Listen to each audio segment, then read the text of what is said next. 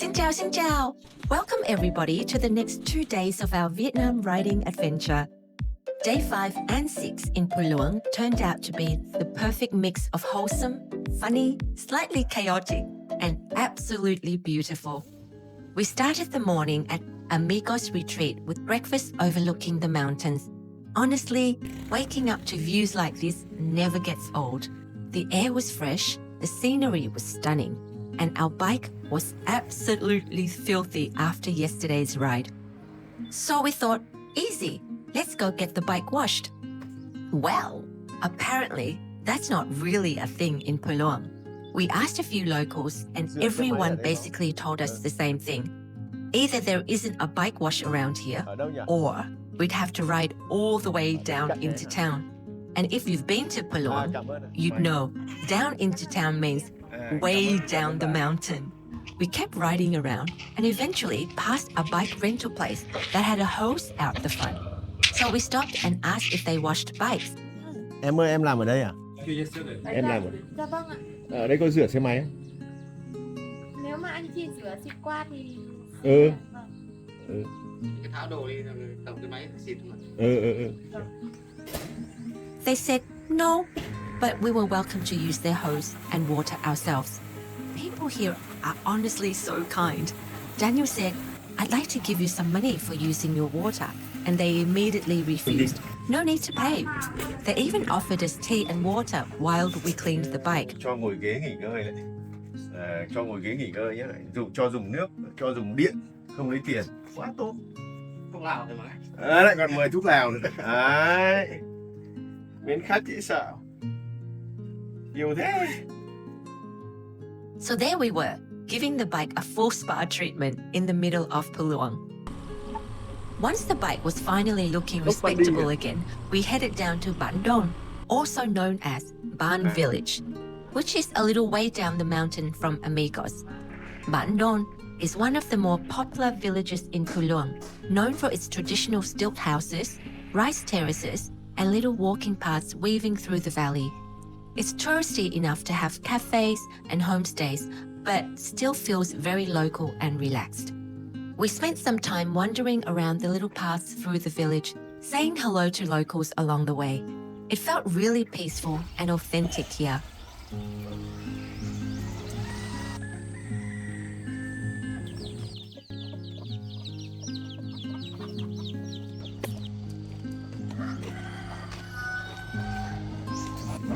At one point, we walked past a school, and it must have been close to home time because parents were waiting outside on their bikes. Snack sellers were setting up nearby. We stopped and bought some fruit from a lady there, and on the way back to the bike, we met a little girl riding her bicycle home. We said hello to her, and honestly, moments like that are what make traveling special.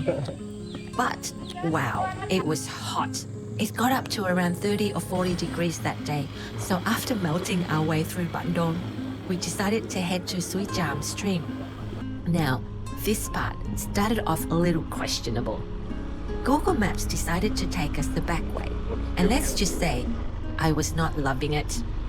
The road slowly turned into what felt less like a road, and more like a construction site with occasional patches of dirt pretending to be a path.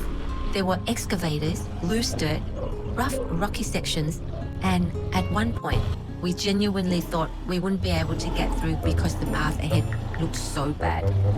But by then, we'd already committed. So we kept going, bouncing our way through tiny village tracks and super rough narrow paths, thinking, surely this has to lead somewhere. And somehow, it did. Xin lỗi nhá, xin lỗi. Quen đó.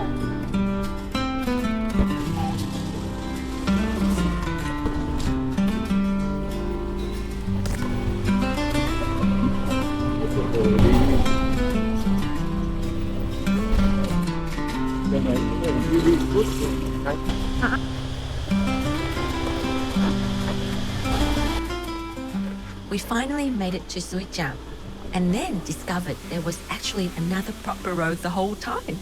Classic Google Maps.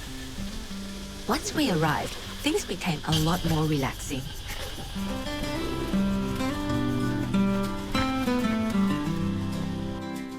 everyone, we made it. After that rough bike ride, we made it. Just having a mini break. Just ordered ourselves some orange juice.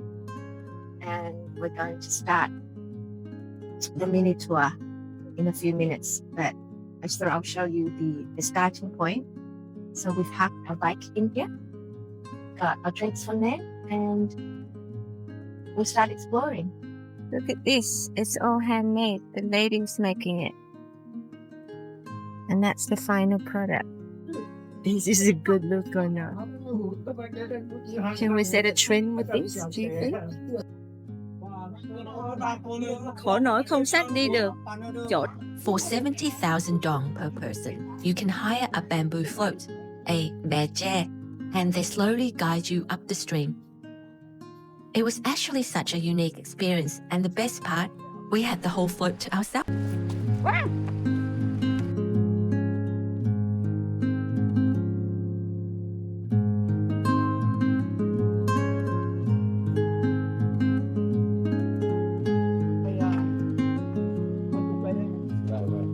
Đi về phía thành phố hay đi lên Pù Luông? Sạch nhá.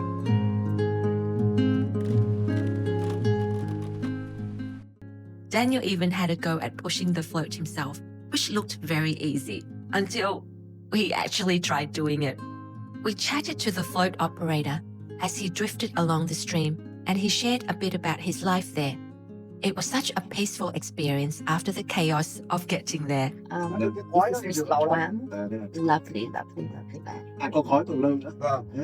He's 63 years old. So this stream service here, this tourism thing started in 2018, he was saying.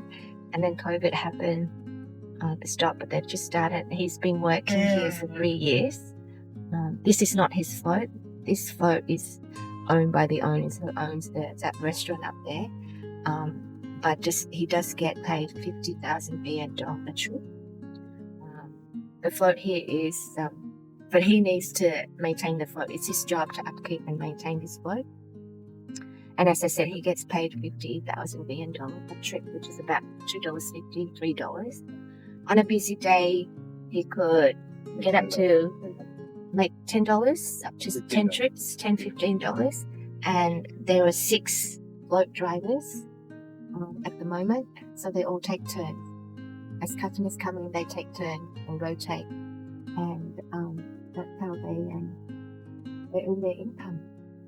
And that's what we like to do, go and see how people live, talk to them, get to know their stories, their lives, how they end up here, things like that. But I suppose it's easier for us because we speak the language.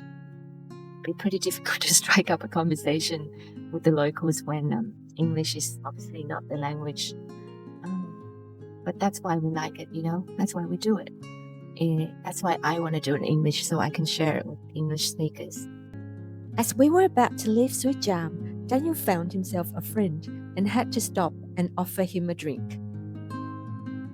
He's trying to give a chicken a drink because he can't see any water. There's water there, babe. Đâu? There. Nhưng mà đây xích chân nó thôi. Oh! Cái xích chân nó ở đây rồi. Oh, he's tied up onto that branch. He's tied up onto that branch. It's a beautiful chalk. After Suối Chàm, we were starving, so we decided to stop for lunch at Bok Bandi Retreat. Đẹp quá kìa. The ride from Suối Chàm to Bok Bandi turned out to be one of the biggest surprises of the trip. We left the narrow village lands behind, and suddenly the landscape opened up into vast, vibrant green rice fields.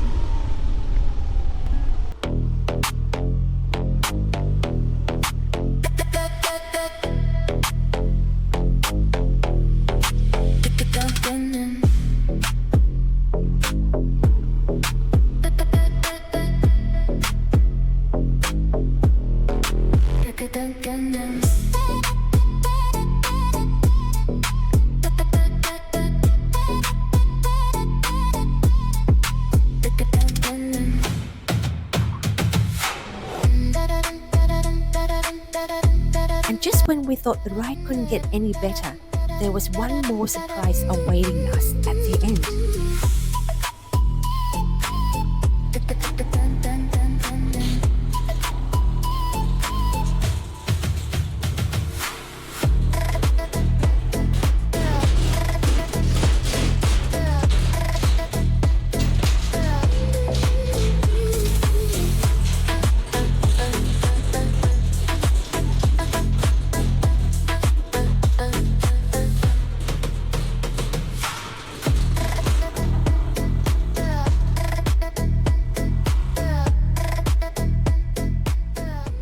Honestly, wasn't sure that bridge was made for us, but somehow we made it across. It was scary, exciting, and a whole lot of fun at the same time. We'd originally been deciding between Bokbandi and Amigos when booking, but Daniel picked Amigos because it had slightly better ratings. So we thought, perfect chance to check Bokbandi out while having lunch. The setting was lovely. Lunch was decent, but honestly, the food at Amigos the night before was much better. And Bokbandi was definitely more expensive too. By then, it was around 4 p.m, ridiculously hot. And we were completely exhausted, so we headed back to Amigos, chilled out, and called it a day.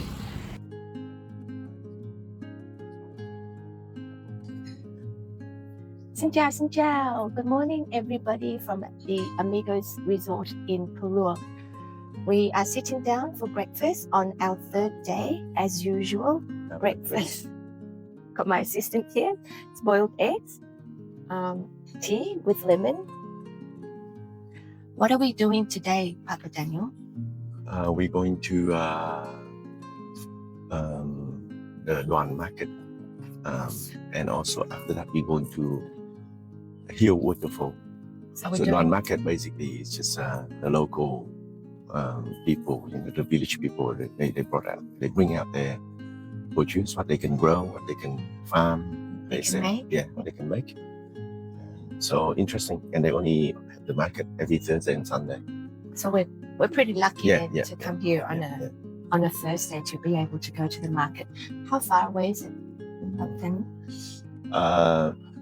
The market is about 5 or 6k from here. The waterfall about 16k, 20k from here. The market's on the way to the waterfall? Yeah.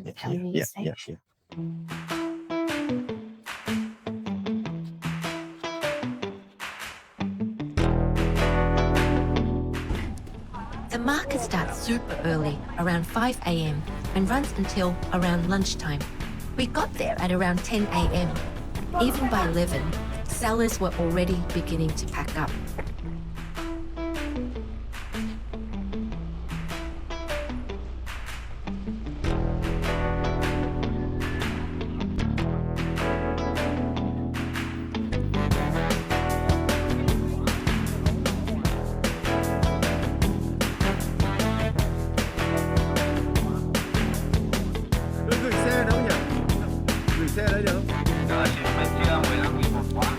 Cháu gửi chú. Cảm ơn chú nhé. Đây là chú Tí, chú trông xe cho bọn mình. 5.000 một xe. Trông xe bảo vệ ở khu chợ Phố Đoàn này. Pù Luông. Tí là sinh năm 63 là tuổi mèo như vậy, tên là Tí. It was such an interesting place to walk around. Fresh produce everywhere. Locals buying and selling goods, colorful clothing, vegetables, fruits, household items. It really felt like a genuine local market rather than something created for tourists. And everyone was incredibly friendly. We bought some fruit, chatted to a few vendors, and one thing we really noticed here was nobody tried to overcharge tourists. Prices felt honest, fair, and relaxed. There was no pressure and no need to haggle. Yes. Thôi cứ tính vào em mang thêm mua thế thôi. Là bao nhiêu nhỉ? Bao nhiêu tất cả ở cân chung luôn, 20.000 tất cả đúng không? Cùng giá thì chị cân chung luôn. Hơn 20 kg thôi. Em lấy luôn quả này cho chị đỡ.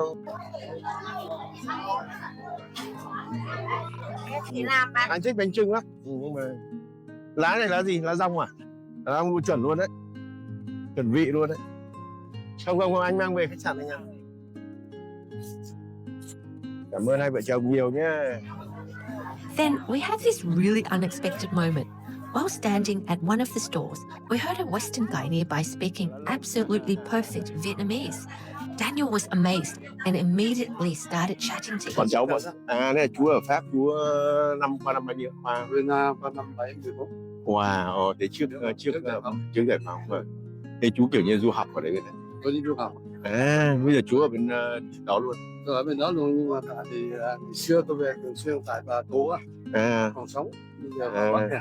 Đà Nẵng giờ quá đẹp. Đà Nẵng luôn, Đà Nẵng. Tôi này sau cái ở đây là cháu tưởng nửa người Tây người Việt này. đó thì người Tây ấy. Mũi rồi nhưng Không có tôi người Pháp, nhưng mà Tết ở Hải Phòng tôi không biết hồi đó. Xin lỗi chú 3 tuổi. Wow, So khỏe. ôi ôi, sao nhìn chú khỏe vậy Chúc ha? mừng chú. Cháu là Ninh, cháu là Khanh, vợ con cháu ở Úc. Ở Úc đó. Turns out he was Vietnamese French. He'd gone to study in France back in the 70s and stayed there after the war in 1975. Now he was back visiting Vietnam with his son's family. Such a random but lovely conversation to have in the middle of a mountain market. Oh, and another thing. We again saw the lady that we bought the fruit from the school yesterday. She also has the same name as my best friend, Ju. What's the chance of that? Lại gặp cô Diệu, hôm qua mua cam của Diệu, mua mận của Diệu ở trường học, hôm nay lại gặp Diệu. Diệu xinh nhất cả. Diệu là hoa hậu ở Pù Luông đấy. Nhiều tiền chưa? Đại gia đó. Nhiều cái gì có Đại gia. Chào Diệu nha. After the market, we headed towards Thác Hiêu waterfall. And honestly, the ride was breathtaking. Green rice fields everywhere, layers and layers of rice paddies stretching across the mountains, tiny village roads winding through the valley. This is the kind of scenery that makes you stop every few minutes just to look around and take it all in.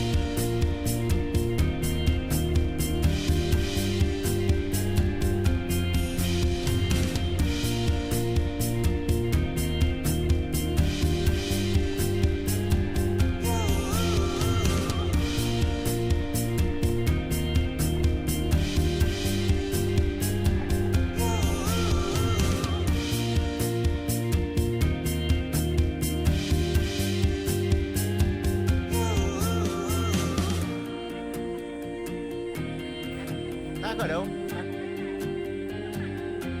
Đi bộ xa không em? Đi bộ xa. Bạn gửi tiền bao nhiêu vậy? Gửi xem bao nhiêu? Cảm ơn. Đồ đạc mũ bảo hiểm để đây. để đây hết. Yên tâm luôn. Tầm luôn thôi, bảo hành thôi. Bảo hành 5 năm. Hỏng hóc thì bao luôn. Thác Hiêu itself was actually a lot smaller than I expected, but still really beautiful. The water flows through layered limestone rocks, creating lots of little pools and cascades, surrounded by greenery and jungle. Even though it's not a massive waterfall, the setting was really peaceful. And because it was so unbelievably hot, Daniel and I decided to jump in for a swim. The cool water honestly felt amazing. Good thing we brought our beach shoes though, because the rocks were super slippery and uneven underneath. There were also quite a few other tourists there cooling off and enjoying the water. But then something strange happened. After getting out of the water, both Daniel and I started feeling mildly itchy. Not badly, just enough to notice it. And weirdly, it disappeared after about 40 minutes. We still have no idea what caused it. Maybe something in the water, maybe plants nearby. Who knows? By around 2 p.m., we were absolutely starving and decided to head back to Amigos for lunch. We actually called ahead first to make sure the kitchen was still open, and they kindly said they would stay open for us. We got back just before 3 p.m. This time though, the food wasn't quite the same. I ordered the egg fried rice again because I loved it so much the night before. It tasted completely different though. Later that afternoon, Daniel mentioned it to the owner of Amigos, who he'd become friends with the previous day, and it turns out there was a different cook working that day.